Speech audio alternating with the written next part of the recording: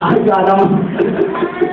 Talaga naman. Lalo, kung kayo Kristiyano, diba kayo Kristiyano pa kayo, magkakagalan tayo ng taga. Tapos sabi yung, pasalamat ka! Naging Kristiyano mo yung Pinig mo na, kayo naging Kristiyano. Amen po ba? Amen? Magtatagalan kayo Kristiyano. Di ba? Tapos sabihin mo, kung pangalo kayo yung Kristiyano. Salamat ka, naging Kristiyano. Tapos na. Anong batuhin ng pagka ikaw ay batuhin ng bato pagka ikaw ginano ng bato, batuhin ng tinapay, hindi! Ay kasama ang garap yung tinapay na yun. Papasanin ka rin. Alam mo, kapatid, talaga yung oral bago sa sikiyanan, pamilya dapat, lalo natin tayo sige. Ingat tayo. Amen? Tayo yung binabasin. Amen po ba? Kasi sabi ka, akin mo sabi yung pangalan ng Panginoon, Kristiyano eh. Nakakaya kay Lord eh.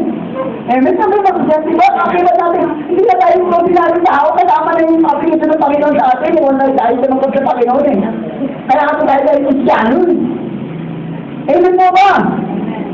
Amen po ba? Sabi nga, Pastor, ang swerte ni Eva Tatatapit, walang diyan. Walang mga, walang self-pass, walang makikialam. Ang hirap pag-kialam, masalamat kayo.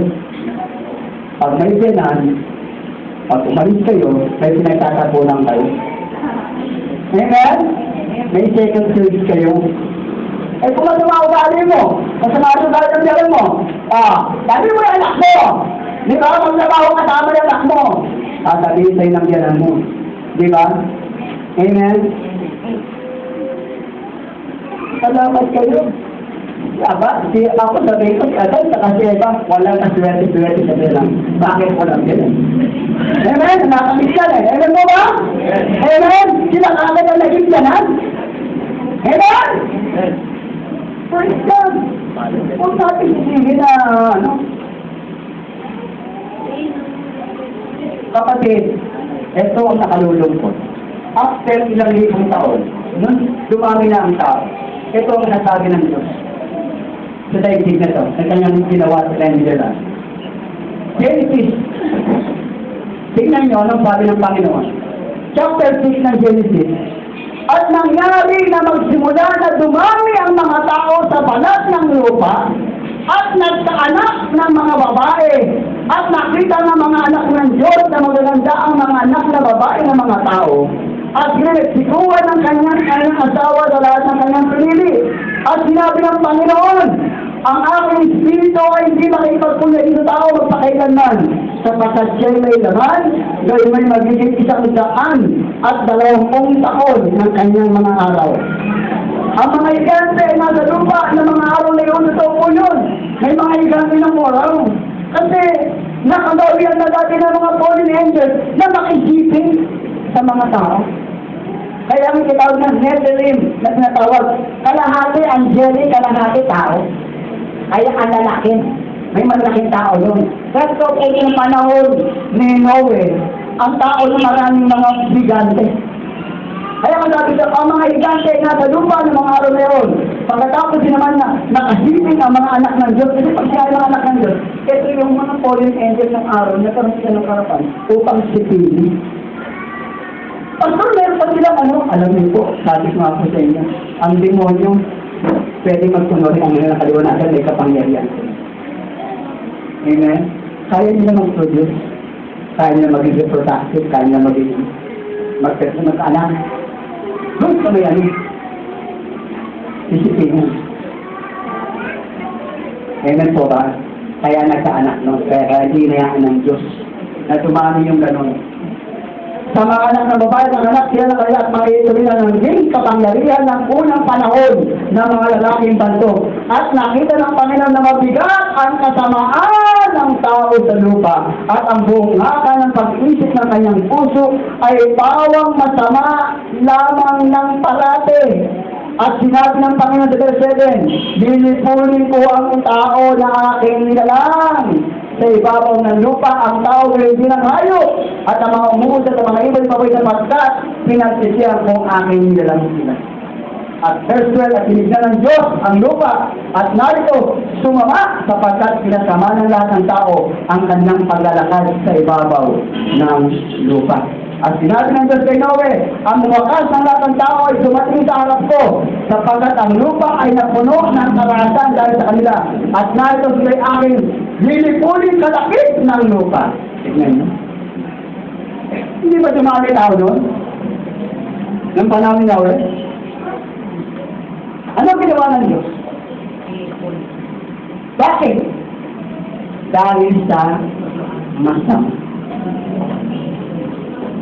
Dahil sa karahasan. Amen po ba? Anong tao ngayon? Ano ang tao ngayon? Ano po ang tao ngayon? Sabi ng tingnan mo ang kabataan ngayon. Dati pag-asa ng bayan, ng kabataan. Amen po ba? Ang inaasahan natin ng kabataan ay siyang umubo na magandang kinabukasan. Amen po ba? Kaya nga mas maganda talaga, iba yung nakakakilala ka sa Diyos, bata pa lamang pinakikilala mo yung Diyos. Amen po ba? Kaya nga, mga kapatid, napakaganda maging pa lamang pinakikilala mo yung Diyos na tunay na Diyos sa kanila. Sinasama mo na sa Diyos. Amen po ba? Kaya lang ang problema minsan, yung mga anak-anak sa Diyos, yung mga magulang mo wala. Yun ang problema naman, kung paano mo makakatakin ngayon. Amen? Amen po ba? Ngayon, kung pasaway ka, paano? Ahanga sa iyo ang Panginoon. Paano ang mga magulang mo? Ikaw ang pinabasa, hindi babasa ng Biblia eh. Ikaw ang babasahin. Amen? Ngayon, paano siya maniniwala na binago ka ng Diyos? Kulang. Di ba? Maakakay mo lang ang magulang mo, ang pamilya mo, pag nakakitaan ka na ng pag-ibig ka. Amen? Yung moral value sa tinatawag natin. Amen po ba? Amen? Palakpakan na natin ng Diyos sa buhay. Praise God! Hallelujah! Tignan nyo, nung gunawin ng Diyos ang tao, panahon Noe, ilan ang natira? Ilan ang natira? 420 years na nangangarap ginagawa yung tao. No, na ang Ark of Noe, yung arko ni Noe, 120 years na nagsasabi si Noe, magsisila kayo, maganyan, nangangarap si Noe. May nakinig ba? May nakinig ba? Nagugulawin ng Diyos, wala! Tinatawanan si Noe. Hallelujah! Praise the Lord! Wala namang makain, hallelujah, hallelujah pa. Yung mga pagpuri pa, naglulundagan pa. Wala namang makain. Diba? Masira ako na mga po natin. Lulundagan po na. Ay, ingay pa. Paano natin? Sabi nga, kung paano masira ulo mo sa iswag na sa dipon. Amen? Amen? Kasi kung yung mapapala ka sa demonyo o sira ulo mo, okay? Habang panahon siya, naglalakad ka na, wala ka na makausap, okay? Di ba? Hindi ka maglalakad ka na, mag-gilid naman mo. Di ba? Nakita mo yung mga nakausap. Yun na naman dahil sa oppression. Depression. Ayun, ano nangyari? Ayun. Tumaas po at oppression sa utak. Ano nangyari? Nakalimutan. Hindi na kumain, matulog. Ano nangyari? Binangay yung utak. Nawala na ng kayo sa sarili. Ano? Nung wala ka ng ano? Pulasas na masamang isip ng demonyo. Amen? Kung siya nakapenetrate, wala ka na sa kasino man sa isip. Pero sinasabi nilang, kilala ko yun. Bakit? May kilala ako, nagbabasa ng Bible, nasira ako yun. Sino? Amen? Sino? Ang nasira ako sa Bible. Pero may kilala ko. Ang dami na akulog. Sa dito dyan, sa munting lupa, nagbasa ng Bible, nakalayo. Nagbasa. Amen? Sino ito? Diba? Sino ito? Ang dami mga nakakulong. Si Pastor sa bayan, sa Pinsabina, sa Manila, naging congressman pa. Oo, naging congressman pa. Ang dami mga nagbago na na ginamit na siya. Ngayon, pero sabihin mo, Biblia, pag nagbasa ng Biblia, kasi sinaulo, mababago nga buhay. Eh, may lumasak yung pagiging sinaulo, mababaguhin yun. Aayusin yun. Amen? Yung malulawag mong seryoso, hindi ko yun. Amen? Amen po ba? Amen! Wala po ang mga seryoso sa buhay. Praise God! Ngayon, ang sabi ng Panginoon sa Suwalo. Ngayon, makikipag-ipanong ngayon, magparaan ulit kayo. Amen po ba? Magparaan ulit kayo. Ilan ba yung sinabi ng Panginoon niya? Nung panahon ni Kasadan, dalawa sila, tapos wala lang sila. Anong sabi kay Kasadan? Magparaan ulit kayo. Forgive me. Amen? Ang pagtipang Diyos. Ngayon kayo! Sabi pa ba ng Diyos? Sa'yo, kung wala na ang anak mo, 10, 12, magkarali pa kayo ng alilang. Ulihin nyo ba ulit? Hayaan nyo magsisilang kayo dyan.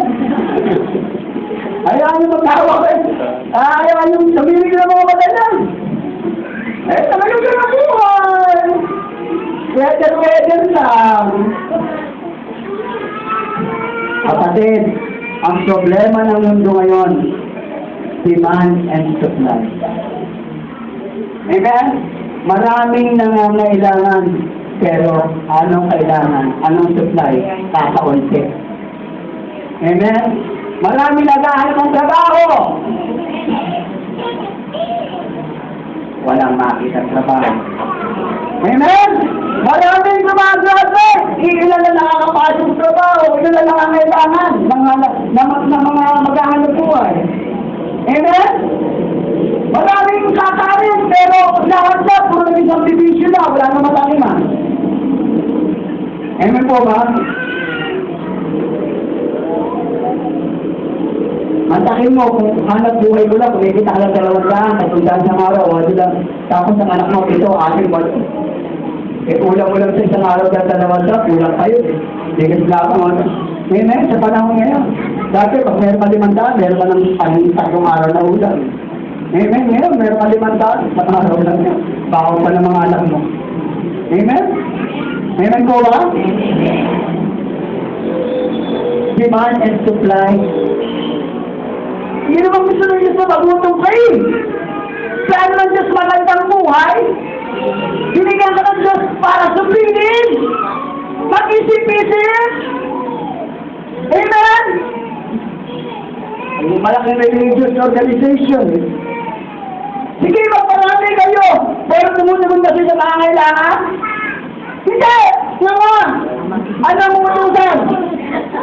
Magsunig kayo sa mga nasalantan ng baka. Magdalaman pa sila ng pera mula sa matikan? Hindi!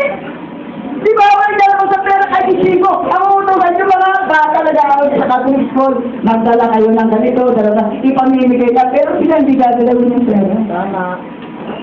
Tama po ba, hindi? Tama. Tapos paramihin. May nagagawa ba? May natutulungan ba? Wala na ba?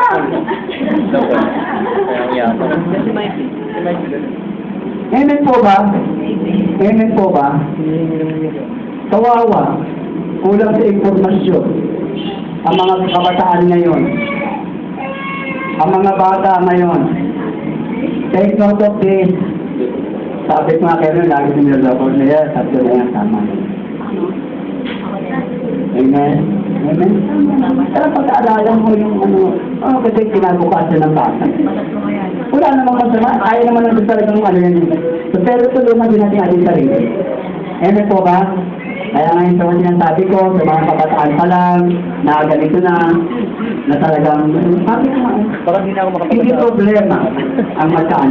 Maswerte nga kung tayo nagtataanan. Pero, control, isipin ang kinabukasan ng bawat pamilya. Amen? Amen? Bakit ba may nangungutak? Bakit ba may nang isna? Bakit ba may nagkikita? Bakit ba lumalabas may mapas sa bahay? Nanlolo ng bahay? Bakit? Sa pangangailangan. May walang trabaho, walang kumikita, may pamilya. Ano ba makain sa pamilya? Gagawa ng masama. Walang gagawin ng gobyerno, ikukulong. Di ba? Para mabuhasan yung masama. Sinusupil. Amen? Kasi wala pang supil na walang matutulong natin. Amen po ba? Amen? Hindi sila babayaan. Saan ginagawa ngayon? Meron ba sa bangkay lumutang? Meron sa bangkay mo na tasa ng sama dito sila, ayaw na tuloy, ayaw na Amen po ba? Yun na lang ginagawa ngayon. Pero ang nakalulungkot, sabi nga, mga kapatid, lagi sinasabi natin, huwag tayong pamilya. Amen po ba? Kaya ang alamin po ba ang stance ng evangelical church ng mga hospital is kailangan talaga responsible parenthood. Paglanuhin. Hindi nila nakunawahan ng Biblia yung word na supili, subdue. Amen? Sabi nga, ang fullness ng langit ay sa Diyos, ngunit ang lupa ay binigay ang pamamahala sa tao. Amen po ba? Amen? Amen po ba? Amen. Praise God, walang problema po. Ayaw punuin yan eh. Pwede punuin din siya tagalin. Pero hindi. Wala naman tayo dito ng kaharian. Wala naman tayo kakayamanan. Wala sa kayamanan natin dito nandun sa langit eh. Wala naman dito pagkamatala tayo dito eh. Puro tayo mga alien dito eh. Amen? Amen po ba? Wala naman tayo permiyang buhay eh. Sabi ka, si anong pagkalakas naman, sinagot wala rin. Amen? Marami na pagkano, marami magandang bagay na ginagawa sa buhay, pero bukas pa, alam ba mangyayari sa'yo? Amen? Amen po ba? Amen. Yung gagawin mo, gawin mo na ngayon, huwag po ba? Be a responsible parenthood. Tignan mo yung pamilya mo. Isa ba masaya? Hindi problema yung maraming pera. Hindi problema yung alam niyo, yung sinabi, buti pa si masaya. Alam niyo, kaya hindi tayo masaya, minsan lagi tayo natin sa kapitbahay. Amen? Mabuti kasi walang problema. Mabuti kasi ganyan, pasarap lang sa buhay. Mabuti kasi parang ginagawa ng Quiapo, yung diba? Ibang bansa. Anytime, kapatid, iinom ba tayo sa maligayang pamilya? Alam niyo po, marami nagpupunta sa daanan po yung papakasabot po sila. Hindi po sila papakasarap para sa kanilang pamilya. Pero ang nangyayari minsan, wala yung closeness. Minsan, nagulungkot sila laki o dahil nalulungkot. May natin yung alengin sa tanang sila din. Si Mr. Nabil, na nakaruyo. Sasabihin ni Mr. So, tao lang. Eh, ikaw naman, ulit mo, sige, ang sila pa sa pagdalang mo.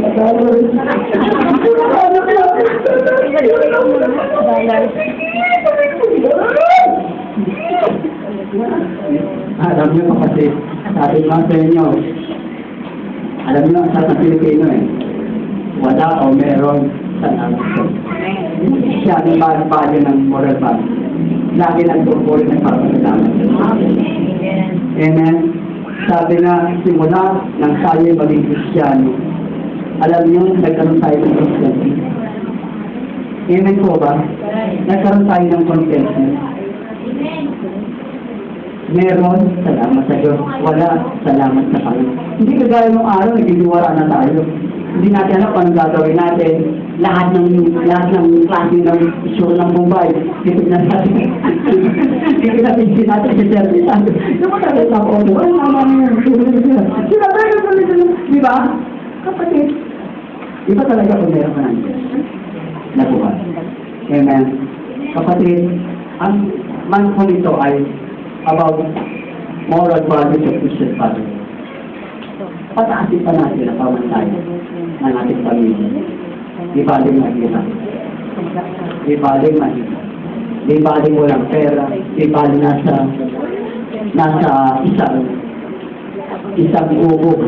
No? Kasi nagkasalo-salo kayo.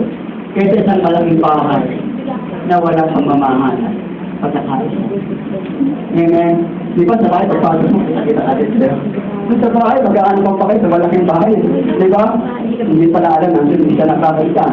Nandun sila nagparin. Bakit? Walang problema. Ang sarap sa bahay, di ba? Sa maliit na bahay, pagpasok mo, sa lumubukakan ako, alam na natin ang problema. Ang mga kailangan Amen? Amen? Ang malaki na bahay mo, alam mo, kung hindi mo dyan. Bakit? Ang mayaman na hindi siya magkakaritong. Tama. Bakit? Alam mo ba? Eksepto yan. Minsan, merong mayaman. Lagi nakikinapita niya. Sabi, ano ba yung nakakasya na yan? Lagi siya para tutulong sa arapan natin. Hindi tayo siya ng umaga. Alam niyo bakit? Nakikita niyo yung pagkakalit tumutulong kay David. Bakit? Ano kasali ko ngayon sa ng tulong. Samantalang siya, laki-laki ng bahay ganda ng higaan. Hindi siya nakatulog. Amen?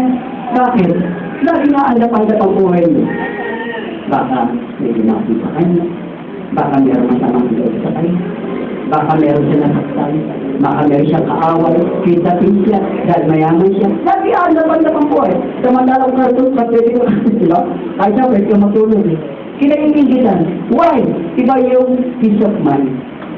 Iba yung may kakayapaan sa puso. Tandaan mo yan. Huwag ka mapukonser. Anong bagay na meron siya, anong bagay na... Tandaan mo yan.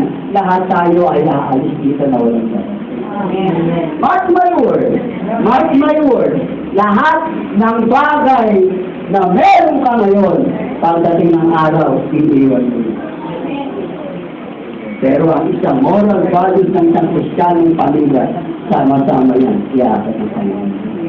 Amen? Isang masayang pamilya, kasama mo ang pamilya. Tayo pong lahat ay tumayo. Purihin ang Panginoon yan.